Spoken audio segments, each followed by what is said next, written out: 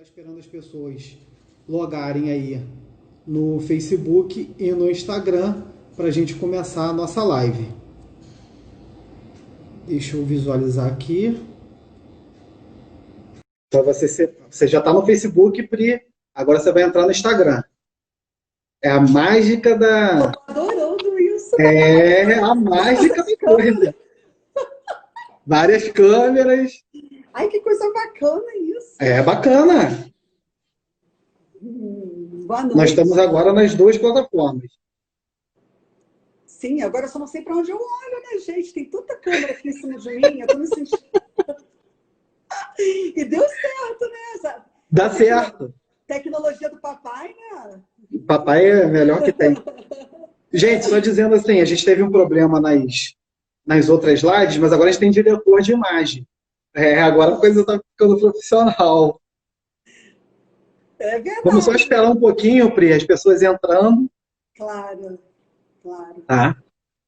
Se o pessoal puder confirmar no Instagram se o som tá bom. E aí no Facebook o Edil tem que olhar lá. Eu vou entrar aqui, porque eu consigo entrar na página. Tem um computador atrás de mim, Priscila. Gente, mas olha só, olha, as pessoas devem estar assim, para onde ela olha? Eu estou olhando para vários lugares, porque tem várias câmeras aqui e eu apareço em vários quadradinhos. Tem câmera de um lado, câmera de outro, câmera na minha frente. Estou adorando isso. Não, aqui, agora eu consigo ver os comentários aqui, ó. Ah, Edil entrou. Até minha mãe entrou, hein, Naná? Nayara Dutra está aqui no Facebook. Som tá beleza, Fábio? Show. Som do Instagram. Aí, Ângelo, Bocão. Pessoal da pelada, que eu jogo uma pelada sábado. Obrigado pela audiência. A galera tá sempre ligada aqui na live. Priscila, é isso. Tem que olhar para as duas câmeras. É isso. Gente, você tá ao vivo nos dois lugares. Não, e eu ainda botei o WhatsApp aqui no computador agora, porque eu fiquei com medo de dar errado e vocês me chamaram. Eu falei, já coloca aqui o WhatsApp, né? Não, estamos aqui. Beleza, gente? Podemos começar. Podemos. Aí, Priscila, claro. Só para você se ambientar na coisa. O Instagram tem 1 hora. Então, sim, tem uma... ele fica contando chegando... aqui. Fica contando loucamente, tem um reloginho aqui agora. Então, quando acontecer, assim, chegando aqui nos 15 minutos finais, eu te dou um toque e a gente vai encerrando. O pessoal está chegando na live aqui do Instagram e no Facebook também, tudo funcionando. Olha, não são só imagens saindo por todos os lados, são imagens e sons, tá? Porque eu estou escutando você aqui, estou escutando você aqui no celular, e o teu som então, tá saindo por aí no Facebook é bacana você abaixar o som. Só ficar com o som do fone, porque tá dando retorno no Facebook. Tá no meu computador, né? Tá. Isso. É só você ficar com o som do fone. Tá. Ah, então tá. Melhorou? Só ficar com o som do fone. Tá. Tô com o som do Ou fone. do celular. Deve ter do celular. O som do celular eu tirei a voz. Tirou? Tá baixinho. Tá baixinho? Agora acabou o retorno. Ah, então tá. Tá. Mas está todo mundo me ouvindo? Tá, não, tá todo mundo te ouvindo. Bruna, minha todo mundo te ouvindo. Vocês estão me ouvindo? Não, então tá. Eu não vou fazer programa culinário. Não tem show. Eu vou falar de técnica, de técnica. Uhum. Beleza, gente? Tudo funcionando, vamos lá? Então, assim, Priscila, a gente combinou essa live para falar sobre essas novas relações de trabalho. Né? A história tem uma frase que é a máxima do pensamento marxista, que é a história da humanidade e a história da luta de classes. E isso vem mudando de acordo com o tempo. Né? Pegando lá da Revolução Industrial, das revoluções liberais, as relações de trabalho têm mudado e a gente chega no período hoje que é a Revolução Tecnológica. Né? Os aplicativos, essa revolução toda. Que é fruto já essa mudança vem da reforma trabalhista. Né? Muita coisa mudou com relação à reforma trabalhista. E a gente vai abordar isso, mas primeiro eu quero que você se apresente. Quem é Priscila Corne e por que a gente vai fazer esse debate hoje com você? Uma das filhas de papai. Eu sou a Priscila, quase ninguém me conhece, né? Sou advogada, advogada em relações trabalhistas, né? Ultimamente é só o que eu faço. Tenho me empenhado bastante agora nos últimos meses por conta da pandemia, especificamente no direito do trabalho. E a gente está aqui hoje para poder desenvolver com o Rodrigo e com os nossos telespectadores um assunto super interessante, que não vou dizer que é moda, porque o direito do trabalho nunca foi moda, ele sempre foi o direito mais social de todos, né? Mas eu acho que é o segundo tema mais falado, depois da saúde, é o direito do trabalho, né? Então, a gente está aqui hoje para falar das relações de trabalho no mundo pós-pandemia. Assim, como a gente colocou, isso é uma coisa que já vem mudando, pegando assim, essa questão mais moderna, né, dessas relações de trabalho, né, essa questão o Edil fala uma coisa que é muito bacana, né? Desde sempre tenta se incutir na cabeça do trabalhador que ele não é um trabalhador, ele é um colaborador, ele, né, faz parte daquilo ali, e isso está muito forte hoje com a uberização, né, com essas relações que tem com teletrabalho, como você, né, vem colocando. Como que essas relações elas estão colocadas com essa questão do teletrabalho, e aí depois a gente parte para essa questão mais da uberização das relações? Então, Rodrigo, olha, eu não posso olhar para as duas câmeras, vou olhar para cá. Tá? Você olha para uma e vai mudando. É muita tecnologia. Vamos lá. Então, com a chegada da pandemia, alguns tipos de trabalho eles passaram a ter maior evidência, tá? E a gente vem percebendo um empenho excessivo da mão de obra. Não só por conta das modalidades que a gente vai falar aqui agora, mas muito mais por eles estarem sendo objetos de estudo, objetos de debate constantemente e já objetos também de discussão judicial. Tá? A gente tem muitas discussões travadas pelos sociólogos, pelos advogados, profissionais de saúde ocupacional e pelos próprios trabalhadores. Temos aqui em evidência, Rodrigo, 2 tipos de trabalho que eles já existiam, tá? Inclusive, a uberização, ela não existe com esse nome ganhou força ultimamente, mas a transformação da mão de obra humana, ela já vem acontecendo já há muito tempo, né? E temos também o teletrabalho. O teletrabalho, na CLT, ele já existia, mas ele estava escondidinho lá, bem quietinho, quase não era praticado, né? Com a chegada da pandemia, muitos trabalhadores e empregadores, eles viram no teletrabalho uma forma, uma saída, né, uma solução para você desempenhar determinadas atividades. Porque o teletrabalho permite que você trabalhe, né, em home office, mas em algumas atividades, especialmente as de serviços, né? E a questão da uberização, ela se tornou muito mais evidente agora e muito mais necessária. Foi uma mão de obra em que o trabalhador se viu como um elemento necessário, não só para a sociedade, para oferecer um serviço à sociedade, mas muito mais ele tem aquela falsa sensação de que ele é um empreendedor, né? Então, assim, eu vou ganhar rápido, porque o delivery foi uma modalidade que se tornou necessária nesse momento, né? E com isso a gente vai criando, e o próprio trabalhador da uberização, ele vai criando uma falsa impressão de que ele é um empreendedor. Mas lá na frente a gente vai ver isso. A gente vai falar primeiro da questão do teletrabalho. Eu dividi aqui em duas etapas, né? Infelizmente a live é pequena, a gente não vai conseguir falar sobre tudo, a gente vai dar uma pincelada nos principais aspectos. E se você achar conveniente, a gente vem numa outra live para poder falar de aspectos mais estritos da questão, tanto do teletrabalho quanto da uberização, tá? Não, show de bola. Então, a gente vem falando, Rodrigo, que a gente vem observando, que a gente vem debatendo bastante, né, e com muita preocupação, que os direitos sociais trabalhistas eles estão sendo destruídos, eles estão precarizados, especialmente pós-reforma trabalhista, que a gente vem chamando de contra-reforma, né, nefasta. Né? Ela legitimou a precarização desse tipo de trabalho. Isso está bem latente na reforma trabalhista, especialmente quando a gente fala do teletrabalho, tá? E quando a gente fala também do trabalho intermitente, ali você tem a precarização total desse tipo de trabalho. Então, voltando para o teletrabalho, é uma modalidade que ela já estava presente, conforme eu falei, né? Ela já estava presente na nossa CLT, pouquíssimo usada, muito pouco usada. E ela veio com a reforma trabalhista no final de 2017, a reforma introduziu isso na CLT, mas de uma forma um pouco limitada. Né? A gente tem alguns incisos do artigo 475 que trata, mas não trata de tudo. A gente não trata, por exemplo, da questão da fiscalização. Como é que você fiscaliza um trabalhador que está exercendo suas atividades em home office? Como que você se atualiza quanto à forma de trabalho dele? Como é que você sabe se ele está com uma iluminação correta, se ele está com a postura correta, né? Falar em postura, vamos ajeitar aqui.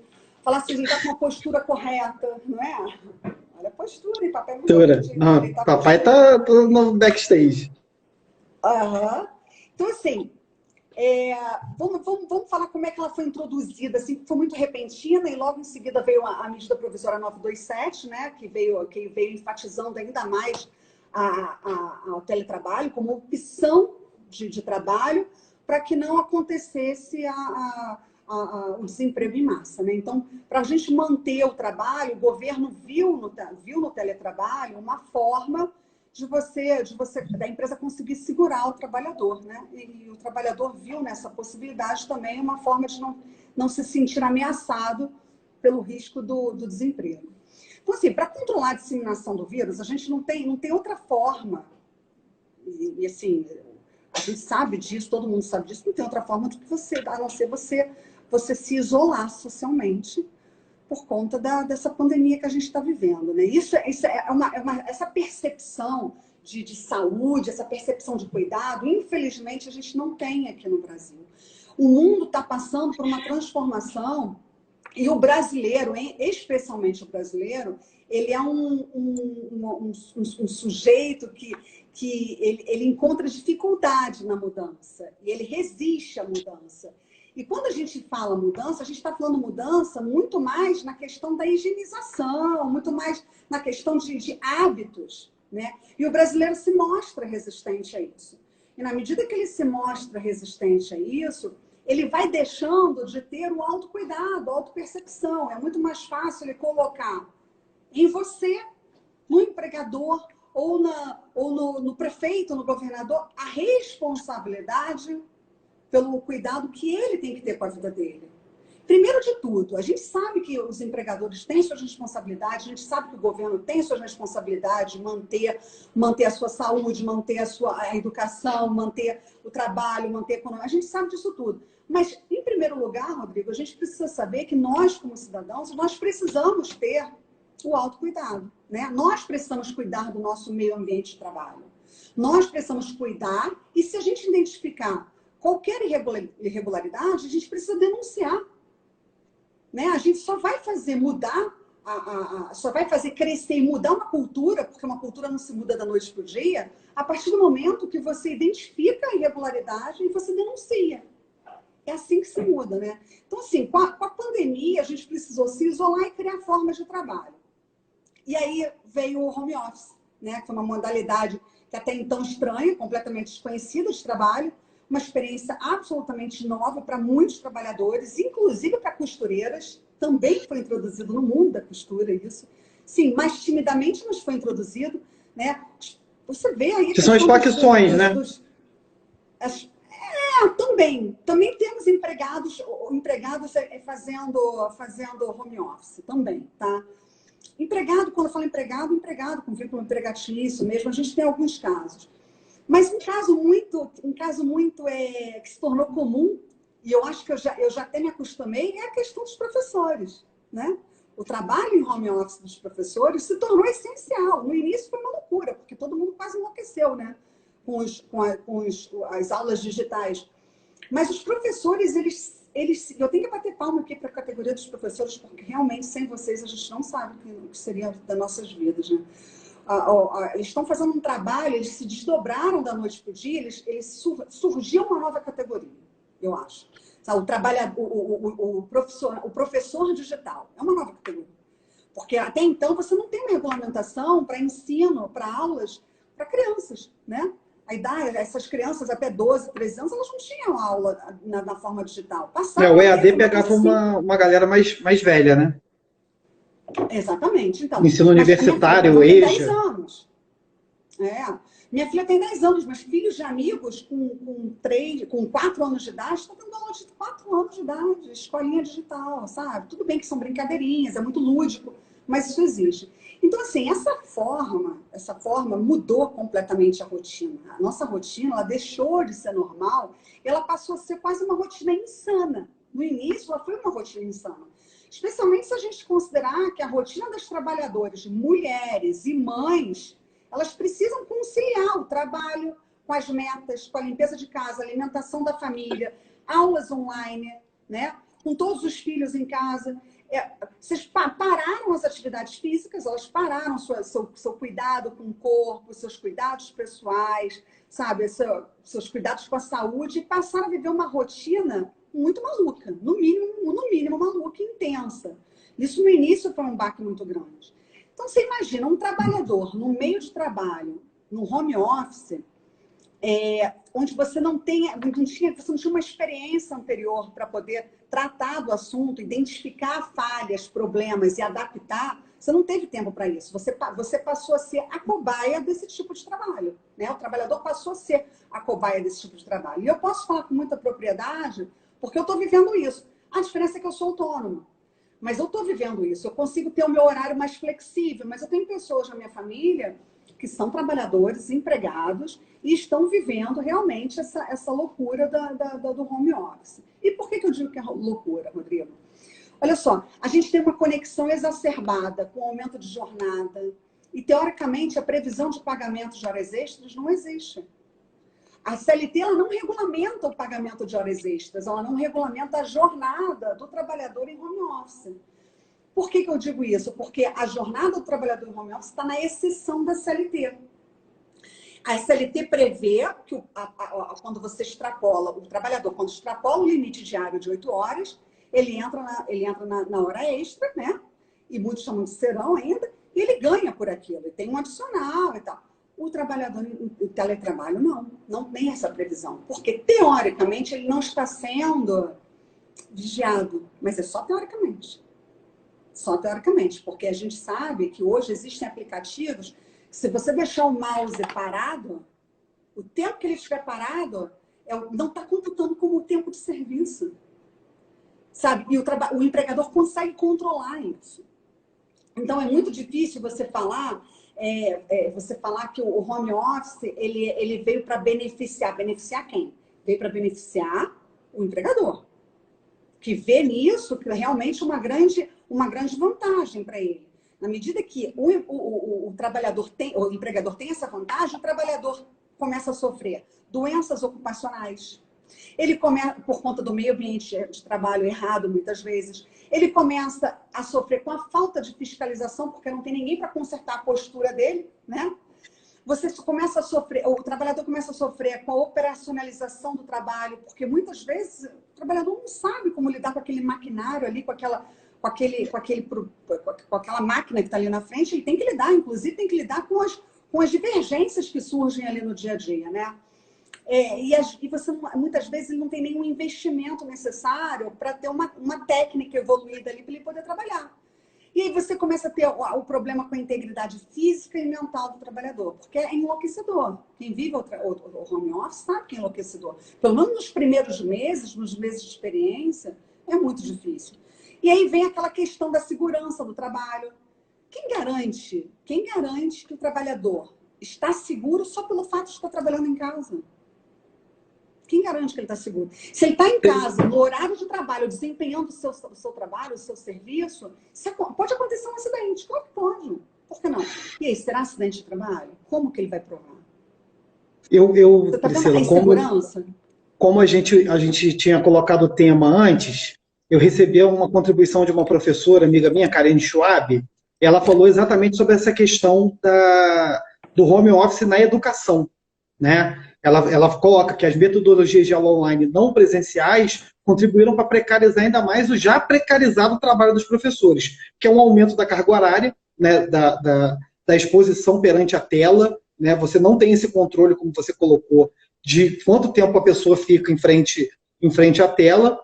Com redução salarial na rede privada acontece, né, dessa relação de redução. E o pior de tudo, né, que a gente já chegou a conversar, você perder a função socializadora, tanto da sala de aula, quanto de você estar trabalhando com outras pessoas. Que é aquilo, né, você fica isolado dentro da sua casa, né, então você perde essa função socializadora com o home office. A tecnologia faz isso, Rodrigo. A tecnologia, ela afasta o ser humano, né? E ela faz com que os indivíduos se conectem através de plataformas. Os indivíduos não se conectam mais através de pessoalidade, né? Mas você não está mais no mesmo ambiente que o indivíduo. Você tem um indivíduo ali, mas através de plataformas, de unidades tecnológicas, né? Assim dizendo. E realmente, assim, a precarização do trabalho, claro que existe. A desvalorização do trabalhador, óbvio que existe. E a gente sabe que muitos professores já estão sendo substituídos por robôs que estão corrigindo provas, né? Você tem coisa pior do que isso? Então, assim, o teletrabalho é um tema muito perigoso, tá? E não só é um tema muito perigoso, mas é um tema muito rico do ponto de vista para a questão de debate. E quando eu falo que é rico para a questão de debate, eu não quero dizer que a gente já tenha posições formadas, muito pelo contrário. No mundo jurídico, ainda não temos a formação de jurisprudência para tratar do assunto. Vamos ter a partir de agora. Porque você imagina, se a legislação, a CLT, ela não prevê o pagamento de horas extras para esse trabalhador, porque esse trabalhador está na exceção da lei, como se ele fosse dono do seu tempo. Como você vai ser dono do seu tempo se você recebe metas inatingíveis?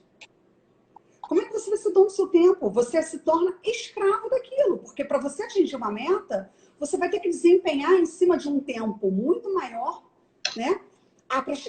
Para você conseguir atingir aquele limite que está sendo imposto para você. Então, assim, são temas que são necessários debater, né? Através das experiências que a gente está formando. E acho que mais lá para frente a gente vai começar a ter jurisprudência sobre o tema, ou então, necessariamente, uma regulamentação mais eficaz em relação à lei, porque a lei ainda está muito limitada quanto a isso. Tá? Por exemplo, a Fátima coloca aqui no Facebook que, por exemplo, surgem as propostas de tirar auxílio transporte, auxílio alimentação, ou seja, você se coloca nessa situação, né, de trabalho, teletrabalho, e a proposta sempre é retirar esses direitos, que já são conquistas garantidas dos trabalhadores, por exemplo. Pois é. Especialmente a alimentação. Se você recebe um auxílio alimentação, o fato de você estar trabalhando em casa não quer dizer que você não vai se alimentar. Você vai continuar se alimentando. Nada mudou em relação a isso. O que mudou? Nada. Você vai se alimentar em casa. O que antes você se alimentaria no ambiente de trabalho, agora você se alimenta em casa, né? Sim, é um tema que merece discussão, merece debate, mas é um tema que não é... No momento, ele é rico, mas ele não é tão rico quanto a questão da uberização. Que a questão da uberização, você vai mais para trás. Você vai lá para 1970, 1980, vem se instalando mais. Já o teletrabalho, não. Ele surgiu de repente, assim, caiu, assim. Tem que ser, é a modalidade que está disponível para você não perder sua profissão, tá? Não perder seu emprego. Então, assim, eu penso que... Desculpa. Eu penso que essa modalidade, por ser um tema complexo, novo, ainda está muito limitado. E os frutos dessa experiência a gente vai amadurecer com o tempo, e através das ações trabalhistas a gente vai ter o retorno judicial, né, do que pensa o Poder Judiciário a respeito. Mas eu vou te falar uma coisa. De tudo que a gente conversou sobre o teletrabalho aqui, tem 3 coisas que são muito latentes e que, assim, a gente fala com total certeza, pelo menos os operadores, não só do direito, mas, assim, os debatedores, os sociólogos mesmo, que têm estudado muito o assunto, a gente trata esse tema com 3 certezas. A primeira: o teletrabalho veio para ficar. Ele veio para ficar. faz parte desse mundo de crescente capitalismo. Não tem jeito, ele veio para ficar. E a segunda questão, é muito mais vantajoso para o empregador? Óbvio, é mais vantajoso, sim, e do ponto de vista econômico, você imagina, ele não tem mais gasto com energia elétrica, ele não precisa ter gasto com estrutura física.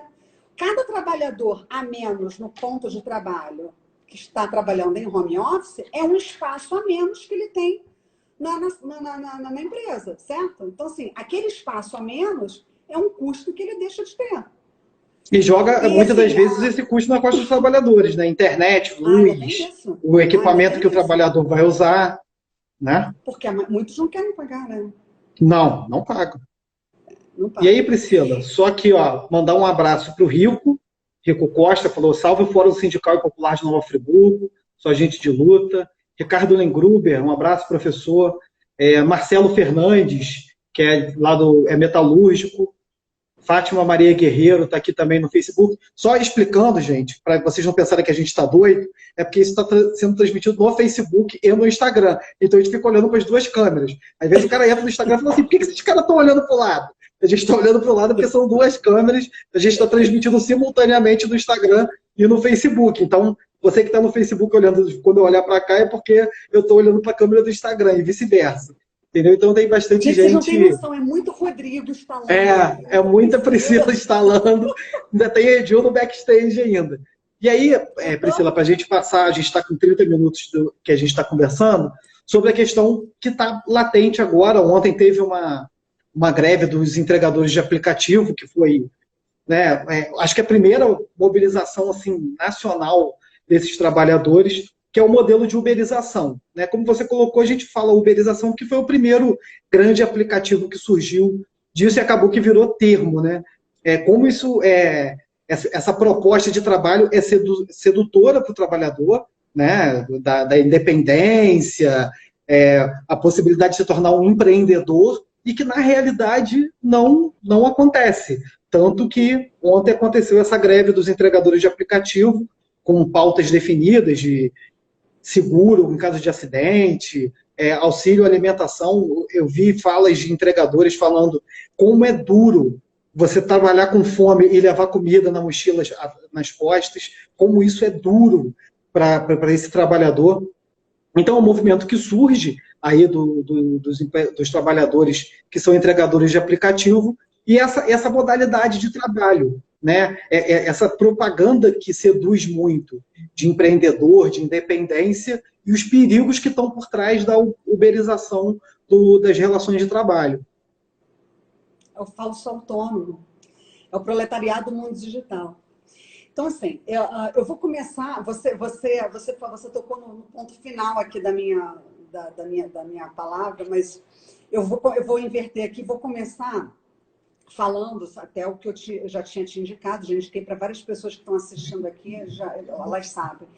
Eu assisti uma palestra na semana passada com um sociólogo, palestrante, que indicou um filme para a gente, e esse filme ele retrata muito bem a vida desse tipo de trabalhador.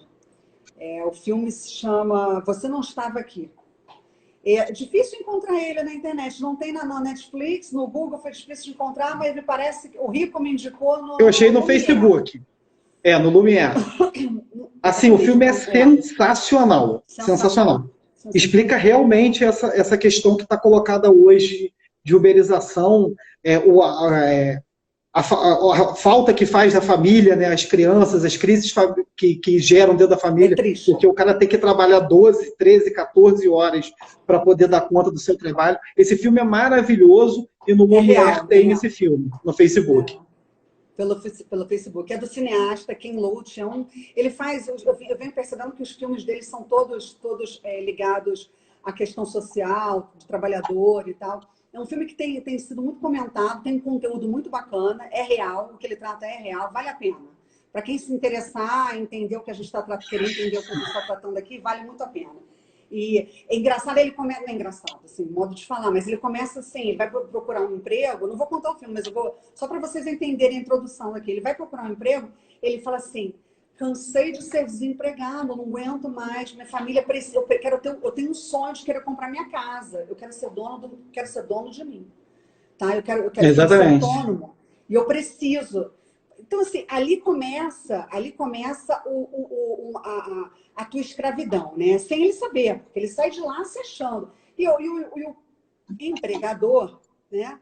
O dono da tecnologia, o detentor do algoritmo, ele começa assim, olha, você tem que adquirir esse aparelho aqui, esse aparelho ele custa 1.000 libras. Você não pode perder. Depois que ele fecha o negócio, você não pode perder. E esse daqui é ele que vai te guiar. Ele vai dizer aonde você entregou, que horas você entregou, ele vai controlar o seu horário para que você não se atrase. Olha o que ele coloca na cabeça do trabalhador. Para que você não se atrase, para que você não se perca no tempo. E quanto mais você entregar, mais você vai ganhar. Mas se você perder isso daqui, são 1.000 libras. E quanto ao seu meio de transporte, você tem que ter o seu meio de transporte. A gente não fornece meio de transporte, né?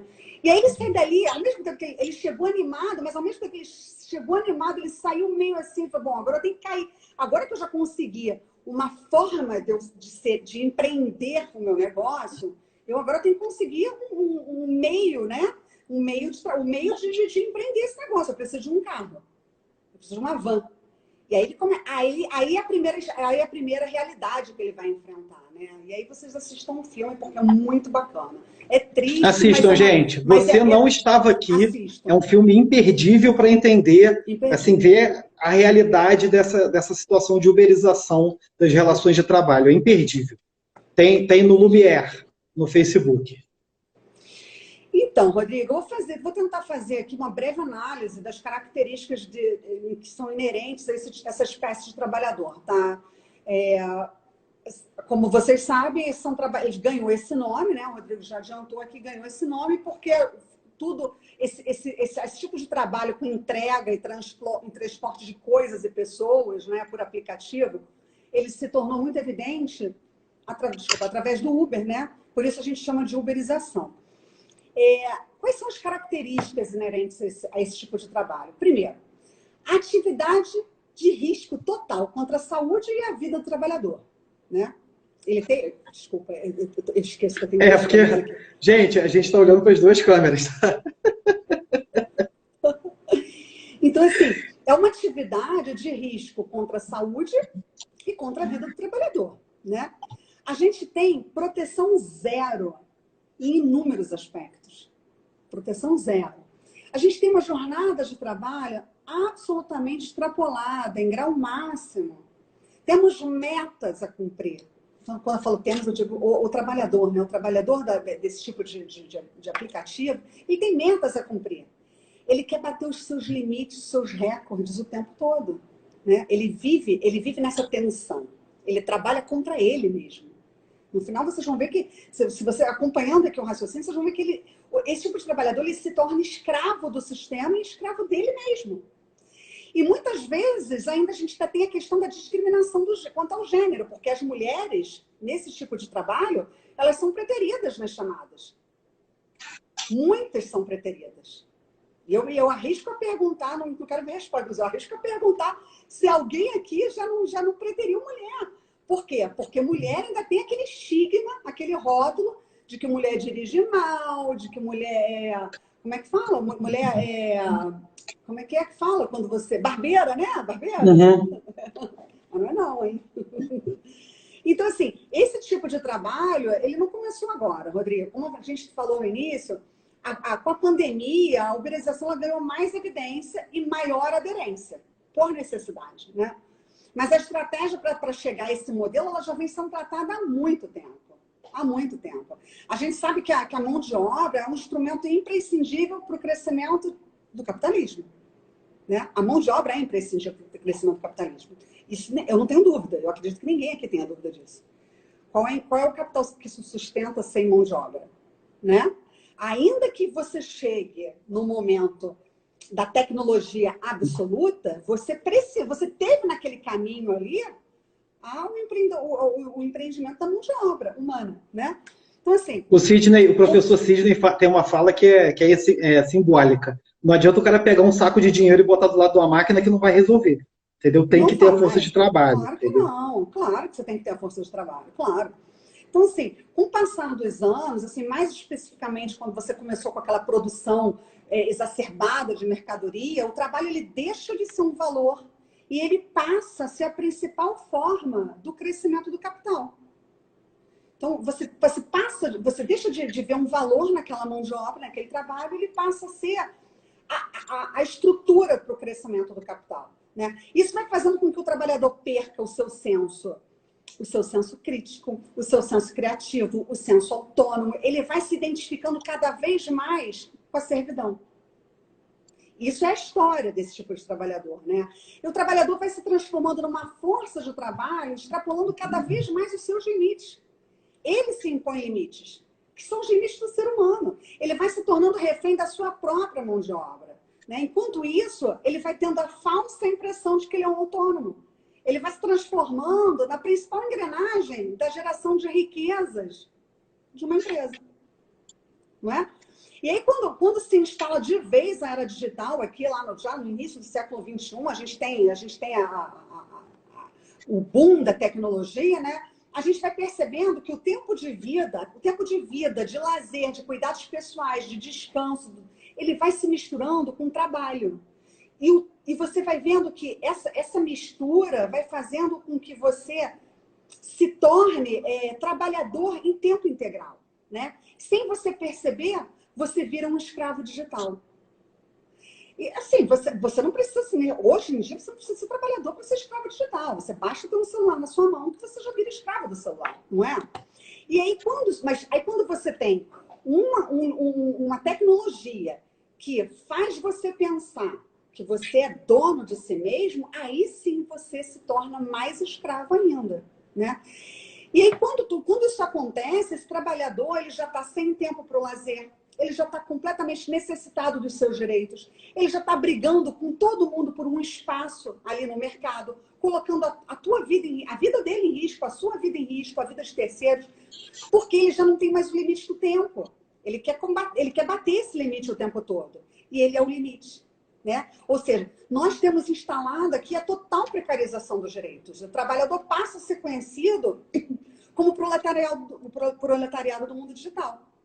A tecnologia ela avançou tanto, Rodrigo, que hoje em dia a gente é conectado, conforme a gente falou no início, por essas plataformas. A gente se conecta por essas plataformas. Durante a quarentena, qual foi a outra forma que você se conectou? Eu cumpri a quarentena, eu só me conectei por uma unidade digital. Uhum. Né? E as crianças lidam muito com isso. A gente tem que ter uma atenção muito, muito grande sobre as crianças, porque elas lidam muito bem com isso. Elas lidam muito bem com isso. Então, assim, agora vamos pegar o exemplo das fábricas automotivas. Há alguns anos atrás, você tinha uma produção X com uma mão de obra enorme. Você avançou a tecnologia, através da mão de obra, você conseguiu um avanço da tecnologia. Hoje, você consegue aumentar a produção com um maquinário informatizado, com alta tecnologia, né? Com uma mão de obra menor. Então, olha o capitalismo crescendo de uma tal forma e vai precarizando cada vez mais o serviço e vai fazendo com que o trabalhador ele seja menos necessário, quando, na verdade, isso é uma falsa impressão. É claro que é uma falsa impressão, como o professor deu exemplo para você e você repetiu aqui. Então, assim... Tem aqui, Priscila, só pegando aqui, porque eu estou com o StreamYard aqui, Instagram aqui e olhando os comentários do Facebook no computador. Professor Rico, e aí, né, a gente tem que reverenciar, né, a história de luta e como o Rico entende dessas relações também. Né, ele faz 3 comentários aqui no Facebook. O capital não existe sem exploração do trabalhador, é o que a gente colocou aqui. A produção de valor depende totalmente da força de trabalho. E o terceiro comentário dele: os capitalistas procuram garantir mais lucros, reduzindo os direitos da classe trabalhadora. E aí a gente chega nesse ponto né, para que a força de trabalho fique cada vez mais barata. A uberização do trabalho é a forma moderna da escravidão. Sim. O mundo avançou tanto nessa questão da tecnologia que o capitalismo ele se tornou prestativo e conveniente, atraente. Né? É prestativo, é atraente.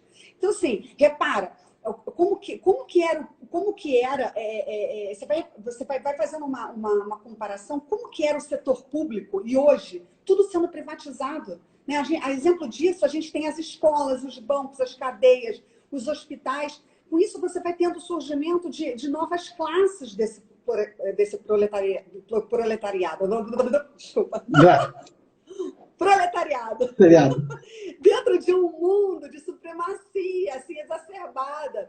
E a gente vai vendo o desenvolvimento econômico, onde é cada um por si o tempo todo. E você não controla mais a produção, mas você tem um regime de meta para poder garantir o seu emprego.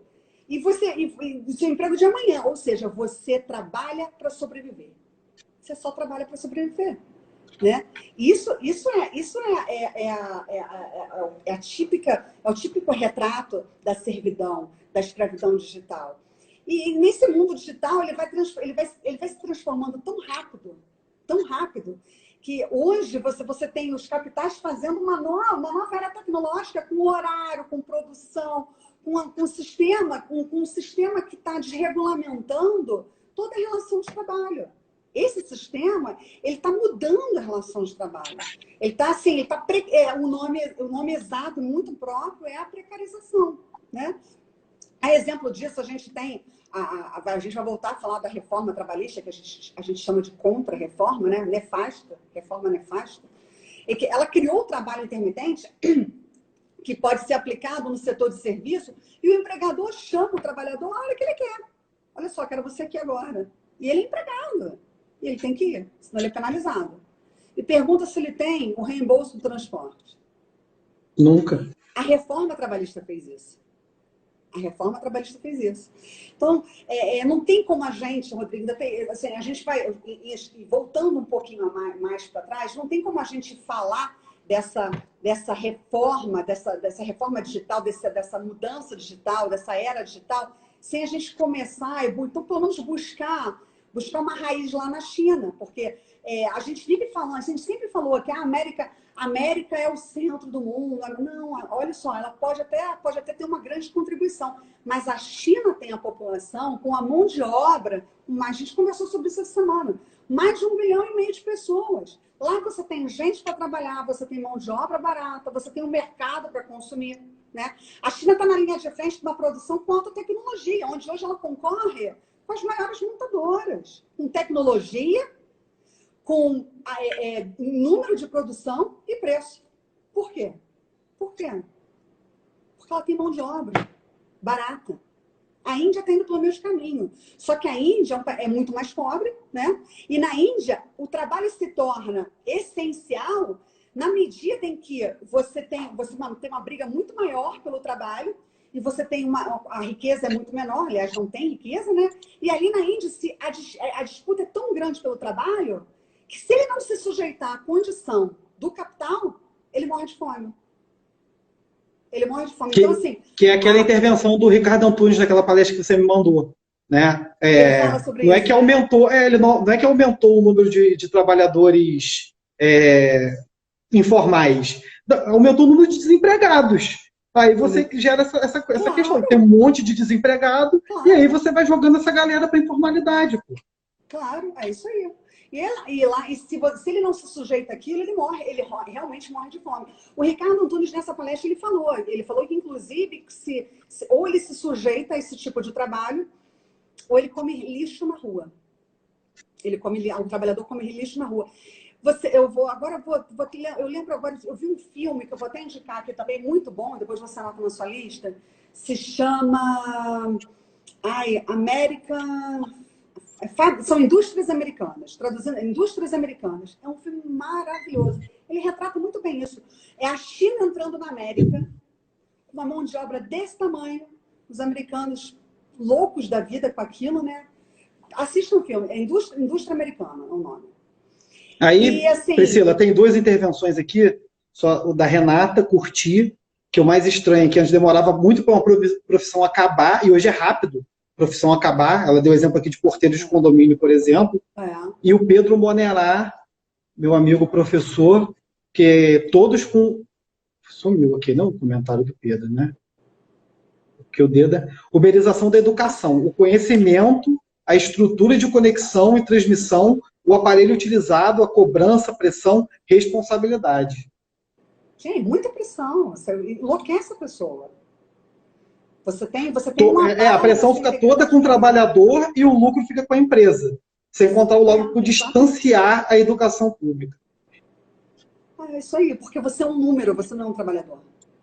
Não, e tem uma questão, Priscila, que eu acho que é assim, fundamental da gente abordar também, como que essa questão surge da uberização, né? Surgiu como uma questão de solidariedade, de consumo sustentável, né? Eu tô falando assim, quando surgiu lá atrás, o Uber era compartilhar carro, né? Usar bicicleta. Como que isso surgiu, uma propaganda de ser uma coisa, né, sustentável e tal, e como que isso chega no ponto que a gente está hoje, né?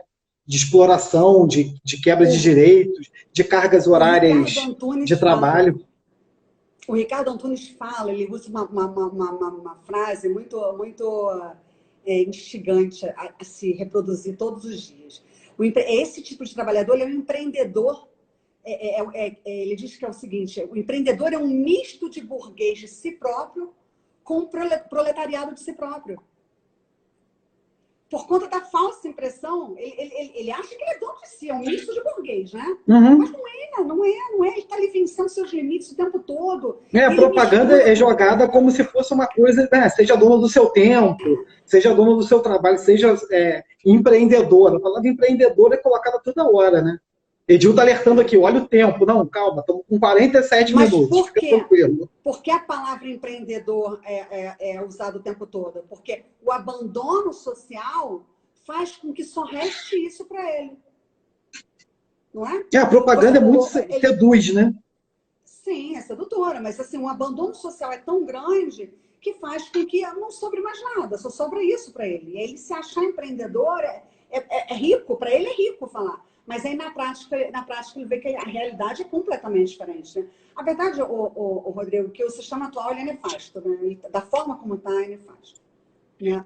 É muito difícil, assim, e hoje eu acredito que os sindicatos têm um papel, assim, muito importante, especialmente agora. Eu venho dizendo que o momento para se ganhar espaço e conquistar novamente é esse. E por que conquistar novamente? Porque quem chegou até aqui com a reforma, depois da reforma, foram os bons. Os sindicatos verdadeiros de classe, que lutam pelas suas classes, lutam pelos seus trabalhadores, chegaram até aqui. Porque com a reforma só sobreviveu quem é bom. A gente está indo para o 3º ano de experiência, então a gente já consegue, ao longo desse tempo, a reforma é de novembro, 17 de novembro de 2017. Então, a gente já está indo para quase 3 anos de reforma, chegamos até aqui. Então, agora é o momento desses trabalhadores buscarem segurança em seus sindicatos. Porque esse abandono social está tão grande que restam os seus trabalhadores, os sindicatos que sobreviveram para auxiliar a sua classe, né? E assim, esse descaso que está acontecendo com essa classe de trabalhadores faz com que, inclusive, eles se vejam sem esperança. Mas se parar para conversar, buscar uma ideia a respeito do assunto, acho que começar a construir, socializar novamente, né? Solidariedade, a gente falou de solidariedade de mão de obra, solidariedade de trabalhador. Se eles começarem a solidarizar entre si e começarem a se unir novamente, ali você tem o crescimento, você tem a união, você vai crescendo, vai formando e vai formando uma classe novamente, mas tem que querer. Que é a experiência da greve dos entregadores de aplicativo. Eu vi uma entrevista com um dos entregadores, chamado Galo, que é um dos líderes aí do movimento de entregadores. Ele falou exatamente isso, que começou essa questão de solidariedade entre eles, solidariedade de classe, que culminou no movimento que aconteceu ontem. E é isso, a gente vai sempre chegar no ponto em que os trabalhadores do mundo univos, os trabalhadores têm que se unir para poder resistir frente a esses ataques. Porque eu participei, se eu não me engano, foi em 17, né, com a questão da votação da reforma trabalhista, de atos em Brasília gigantescos. E a gente conseguiu ir freando até a aprovação né, em novembro, né, de 17. Novembro de Mas a 17, gente resistiu bem. O problema é que esse distanciamento da capital federal é difícil da gente segurar. E a despesa de fazer um ato em Brasília é gigantesco. Mas desde de lá eles já vinham discutindo essa questão de trabalho intermitente, dessas novas formas de regularização do trabalho. E sim, Rodrigo, acho que enquanto você... A diferença social ela vai existir, sempre. Ela não vai, sempre vai existir diferença social, em qualquer lugar do mundo. Enquanto você tiver a diferença social, você vai ter sempre um representante. Por menor que esteja ali a união, mas sempre vai haver um representante. Tem que unir força. O momento é esse. A gente chegou num momento de precarização tão grande que se nesse momento não se unir a exemplo do que aconteceu ontem, realmente a gente vai por um caminho que possivelmente lá na frente a gente não consiga mais voltar. Então, o momento de fazer barulho é agora. Especialmente porque estamos sentindo na pele mesmo. E a gente está tendo visão para isso. Isso é importante. Porque a gente ainda não tem ainda uma decisão judicial que contemple eles. A gente está tendo visão. O nosso debate está fazendo com que essa união cresça cada vez. Porque no judiciário a gente ainda não tem uma definição sobre isso. Né?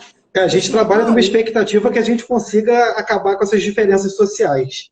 E aí o Pedro faz um comentário engraçado aqui, maldito JK. É verdade, pô. É difícil pra caramba fazer ato em Brasília agora, pô. É um dispêndio de grana para poder organizar ônibus. É um dia para ir, outro dia para voltar. É complicado fazer ato em Brasília, não é mole, não. E a gente fez um ato gigantesco. Acho que foi o maior ato de Brasília, que foi aquela greve nacional contra a reforma trabalhista, a reforma da Previdência, na época aí do governo Temer. Se eu não me engano, foi 16. E aí a aprovação foi em 17. Né? Ou foi em 17, eu não lembro. Eu sou péssimo para data. Não, a reforma trabalhista foi em 16. Não, eu não lembro quando foi a greve geral. Acho que foi 16. A reforma foi em 16 e ela veio em 17. Ela teve um ano para poder entrar em vigor, é verdade. A gente conseguiu resistir bem ali ainda. Mas, Priscila, nós temos... papai está aqui, ó. Olha o tempo, olha o tempo, olha o tempo. Nós temos mais 7 minutos agora. Ai, muito bom, gente. Eu gostei disso. Você gostou de ter direção, né? Gostei. Olha para cá, olha para lá, me sinto... tem direção. Não, papai na direção agora. Não vai ter... As próximas lives... E só lembrando... Não, e lembrando assim, eu vou refazer a live com a Marília Formiga, que é professora da rede municipal. A gente vai debater, tem novidades na rede municipal, tem aí uma situação da Secretaria de Educação de mandar o retorno, de orientar o retorno dos profissionais de apoio para as escolas. Então a gente vai voltar ao debate com a Marília Formiga. O Rico fala que a Marília é a pessoa mais concorrida para a live em Friburgo, porque a questão da rede municipal é latente, e tem isso também. Tem a questão da discussão... Não, ninguém aguenta. Então, senão não aguenta. Tem a questão Não, mas é porque eu estou aqui para te ouvir.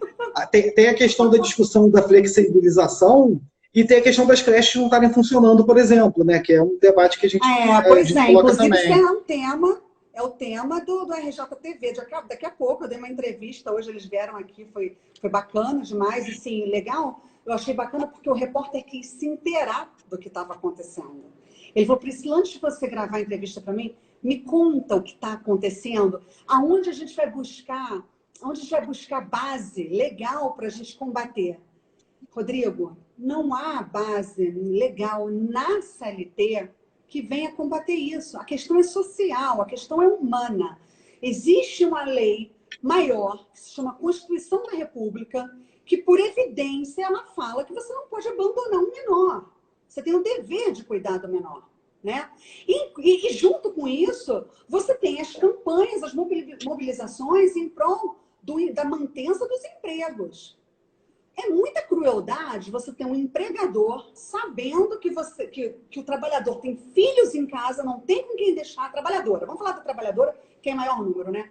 A trabalhadora tem filhos em casa, não tem com quem deixar, e você usar aquilo de poder, ou seja, ele tá extrapolando o seu poder diretivo, poder de direito, está extrapolando o seu poder para forçar a trabalhadora a pedir demissão. A pedir demissão. Isso daí é a figura típica do assédio moral, sabe? E é o que está acontecendo. Só que, gente, vamos resistir. Não tem pedido de demissão. Não tem pedido de demissão. Procure os seus sindicatos. Eu falei isso na entrevista hoje de tarde. Procure os seus sindicatos, procure os centros de apoio, as faculdades. O que mais tem é gente para informar, conhecedora do assunto. Tem que procurar. E não se acanhe em denunciar. Tem que denunciar. Sabe? Independentemente de ser trabalhador ou não, o cidadão precisa denunciar e precisa gritar o seu direito. A lei existe, você tem que botar em prática. É simples assim. Eu penso que seja simples assim, porque eu tenho mania de falar tudo, né?